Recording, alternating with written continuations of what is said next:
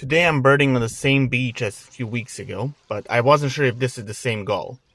New birds were around, this female redback shrike or a juvenile, and you can see the European goldfinch flying around.